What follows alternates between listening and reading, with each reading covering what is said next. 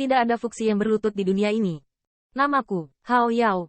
Suara melolong panjang masih bergema di benakku. Saya tidak tahu kapan pipi Qin Yichen berlinang air mata. Dia berpikir bahwa tidak mudah bagi dirinya dan ras manusia untuk memimpin klan untuk membangun jalan suci di antara 10.000 klan. Tetapi siapa yang pernah berpikir bahwa di dunia yang luas sejak tahun-tahun tanpa akhir, ada lebih banyak leluhur yang heroik.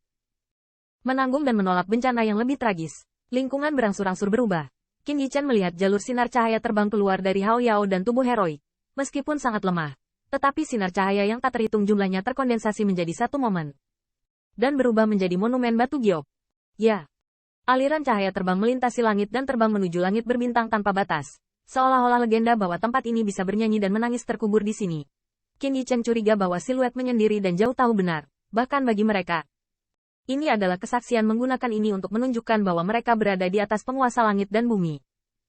Pada akhirnya, saya melihat Hao Yao tersenyum. Mungkin kamu harus memahami misi dan tanggung jawabmu. Senyumnya suram. Berjanjilah padaku, hidup dengan baik, harus hidup. Hao Yao tampaknya tahu betapa beratnya kebencian dan misi ini. Dan memahami bahwa kekuatan Qin Yichen saat ini dibandingkan dengannya, secara alami digambarkan sebagai daya angkat. Karena itu, dia hanya berharap, pemuda ini bisa hidup dengan baik. Qin Yichen menggertakkan giginya, tapi air matanya masih tidak bisa berhenti jatuh di pipinya. Dia tidak percaya Hao Yao akan menyerah, dan dia tidak ingin sujud, tidak peduli seberapa kuat keberadaannya. Hao Yao, leluhurku, aku akan hidup, dan suatu hari, aku akan bermartabat berdiri di langit berbintang dunia ini. Beritahu dunia ini, betapa brilian dan kuatnya keluargaku. Mata Mas Hao Yao dipenuhi dengan kelegaan dan tersenyum dan berkata sambil tersenyum, jika ada satu hari, saya pikir saudara-saudara yang tak terhitung jumlahnya dalam roh surga dapat lega. Ketika kata-kata itu berakhir, siluet Hao Yao menjadi semakin kosong. Yah. Jika ada yang bisa mengingatku, jiwa sisa ini sangat berharga. Hari ini, aku akan mewarisi semua kekuatan yang tersisa untukmu. Ingat, hiduplah. Bermartabat langsung. Fuksi, jangan berlutut. Dalam waktu singkat, Qin Yichen melihat gambar di sekitarnya retak seketika. Dan siluet yang dikelilingi oleh mayat yang tak terhitung jumlahnya. Alisnya meledak menjadi pupil mata emas. Hai. Cahaya kemasan di matanya menyerupai matahari dan mengenai alis Qin Yichen. Adegan ini membuat semua orang yang hadir tercengang. Apa-apaan ini? Baru saja semua orang mencari petunjuk, baik yang bergizi dan bergizi, dan mereka khawatir monster iblis itu akan menyerang. Mereka tidak memperhatikan Qin Yichen, tetapi saat ini cahaya kemasan menyebabkan banyak pembangkit tenaga listrik memecahkan mata mereka. Apa yang terjadi? Tanda seru. Apa yang telah terjadi? Bukan iblis yang ingin masuk. Cahayanya cemerlang.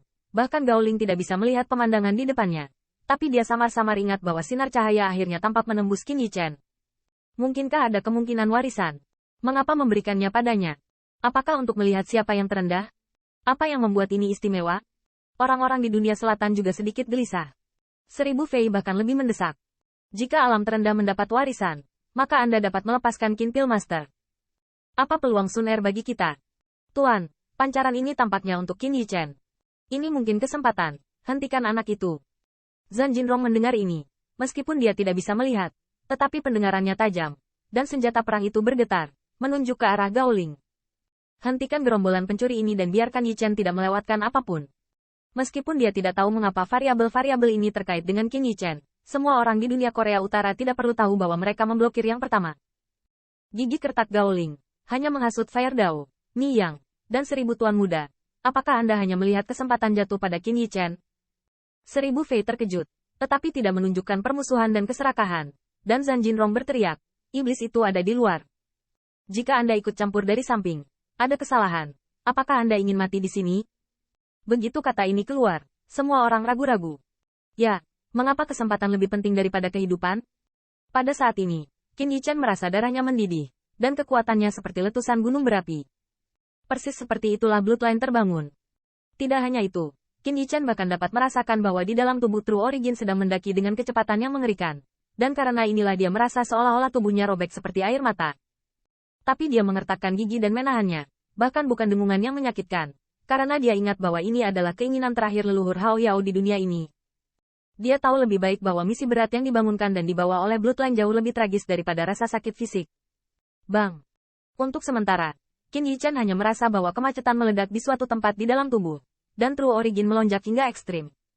Sebenarnya ada semacam kembali ke keadaan alam. Qin Yichen tercengang, terutama merasakan kejelasan hukum langit dan bumi. dan tekanan penuh gejolak yang diunggah dalam 9 hari. Ini adalah hukuman langit dan bumi bagi para pelanggar. Ini adalah alam raja abadi. Sadari hukum langit dan bumi. Lihat sekilas misteri langit dan bumi.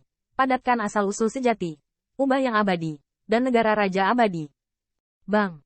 Di atas langit, awan petir melonjak.